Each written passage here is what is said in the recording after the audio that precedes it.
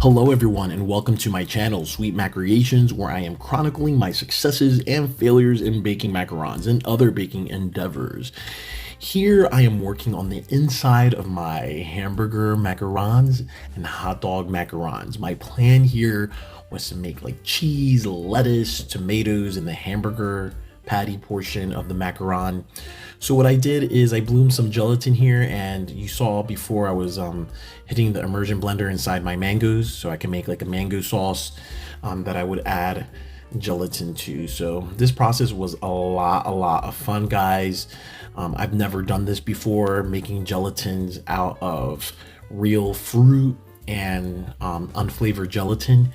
I usually use like the box mix of like strawberry gelatin or pudding or something like that. I take the lazy route, but this time around I decided to be like a real pastry chef and go ahead and make the inside of my macarons with real fruit and some chocolate ganache and put it all together so that it looks nice and fancy and that it tastes really fresh and good. So here I dropped my mango gelatin into a baking pan and I set it in the fridge. And then here you see I'm just mashing up my strawberries, my nice fresh and decadent strawberries, and I'm boiling them for a little while so that I can create a reduction. And after I create this reduction, I'm going to go ahead and add my unflavored gelatin. And eventually I'm going to have a strawberry gelatin that I can make into my tomatoes. And so here, while it's boiling, and I know this is not really recommended to do, but I'm hitting my immersion blender inside of the boiling strawberry reduction that I'm making. And it was a pretty lengthy process, and these took a long time to prepare. Besides the shells, I think this whole process was like 3 hours long just to make these hamburger macarons. I added some food coloring to this to make it a lot like a deeper red than what I had before. Well, actually, I did that after. You can see here that I'm kind of sieving the seeds out of the strawberry reduction. So now I have like a thick strawberry sauce that I'm gonna add some heavy cream to in a little bit, so that I can kind of lighten up the gelatin and not make it like a gooey or gummy gelatin, but make it like a nice smooth gelatin to the bite. And I gotta say, I always try out my macarons after I'm done baking them, and these came out marvelous, guys. Like they literally melt in your mouth and all the flavors just melded together so beautifully. So I was really happy with the product that I came up with. Here I'm just jarring up my strawberry reduction because I'm not actually going to use all that strawberry reduction in this recipe. I'm just going to use a little bit that I'm going to leave into the bowl. The rest of that I'm using for my strawberry cheesecake macarons that I'm making later on. So I'm going to go ahead and jar that up and add food or heavy cream to this bowl and mix it up a little bit. And you can see here that it's lightening up. So later on, I just added some food coloring and started boiling it up in my pot here. And then later on, I added some more bloomed gelatin to get a gelatin-like consistency. So this was a lot of fun, guys, like making gelatins to put inside of my macarons. It's totally outside of my comfort zone, and I can't wait for you guys to see everything all put together for the picnic that we're gonna do this coming Saturday. It's like a really big event, so I'm trying to make sure I get all my ducks in a row and have all my ingredients ready and everything all set up in this nice display that I'm gonna do. And I want the colors to be vibrant and really pop because people are gonna be eating these, but it's also for the looks too. Like macarons are not just for the eating, but they're also very beautiful to look at when you do a really nice design on them. So yeah, I had so much fun doing this and mixing all the colors up. I don't know if I overdid it on the food coloring, but I think the color was nice and vibrant. It made for a nice vibrant red tomatoey kind of sauce here. So yeah, this was wonderful. I had a lot of fun here. And once I was done, and I brought it up to a simmer, I ended up also putting this on the same pan that I did the mango gelatin. By the way, I already sliced up that gelatin. You'll see it later all sliced up, but here I just poured it in here so that I can let that set for the tomatoes. And here, guys, is my chocolate ganache that I ended up mixing together with some hot heavy cream. And I was a little bit light on the heavy cream because I wanted a nice pipeable ganache that wasn't going to be runny, but it was going to be nice and pipeable, so I can get a nice dollop of chocolate ganache.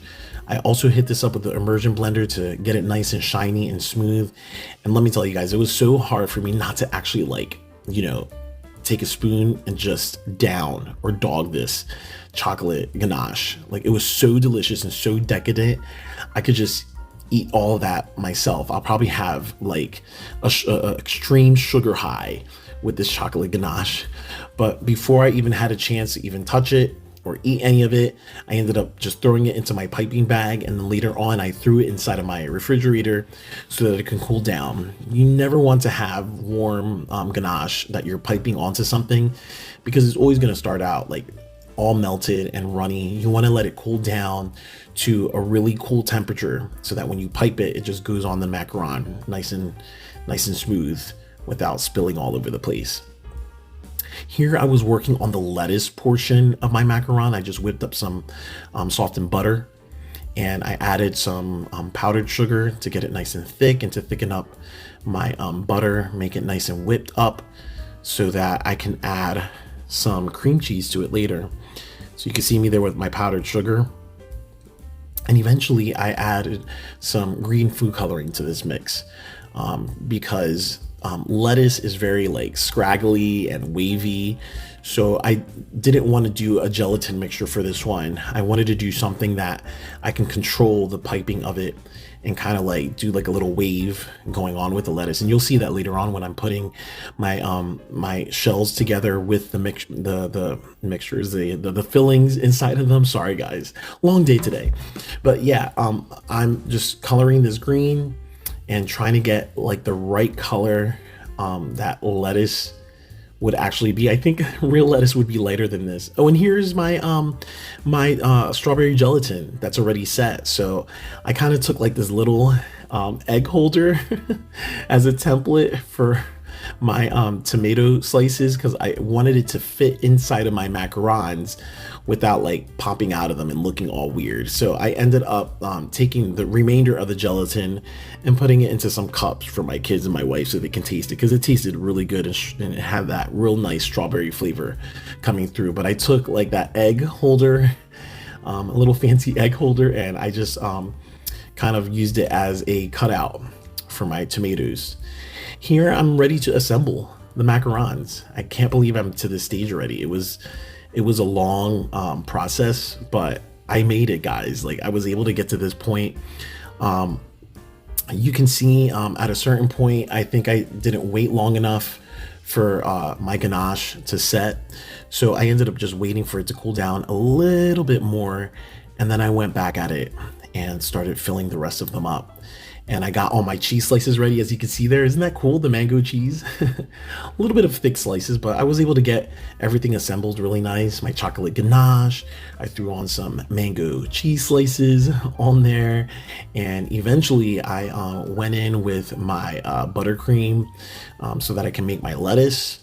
And then I just slapped on that nice slice of tomato gelatin, or strawberry gelatin that is, and topped it off with the other side of my macaron.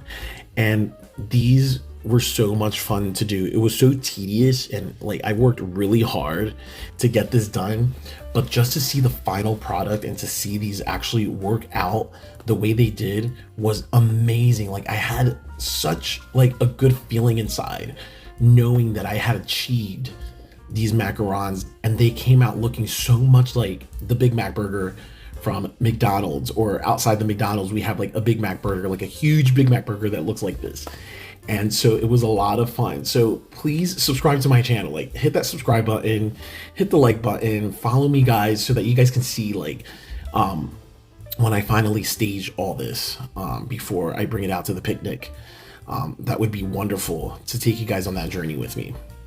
So these are the famous ugly hot dog macarons that I was telling you about. They didn't come out too bad, actually. You know, I think because they're hot dogs and it's supposed to emulate bread, The shells didn't look bad once I piped my chocolate buttercream mixture on there. And I do have to say, and I have to give kudos to myself, that the color of this buttercream ganache mixture, or chocolate ganache buttercream, whatever it was that I made it, the color was like spot on. Like, people were so impressed with looking at the way the color came out. It actually looked like hot dog meat. And in this video, I don't actually show me putting the ketchup and mustard portion on it.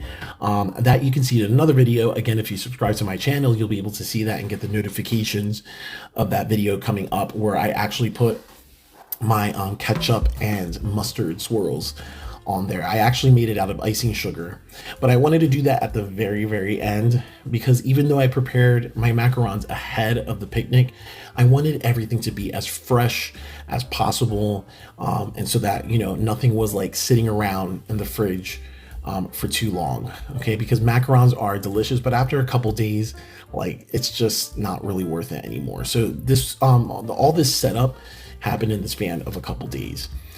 But I am so glad that you guys decided to join me today and seeing me fill up these hot dog and hamburger macarons. It really was a true pleasure, and I'm happy to say that I am finally done with these puppies, and I'm ready to stage them and show all my family and friends and everybody that I know in the community how well they came out. And I'm so proud of everything. So thank you so much. I appreciate it. Have a great day.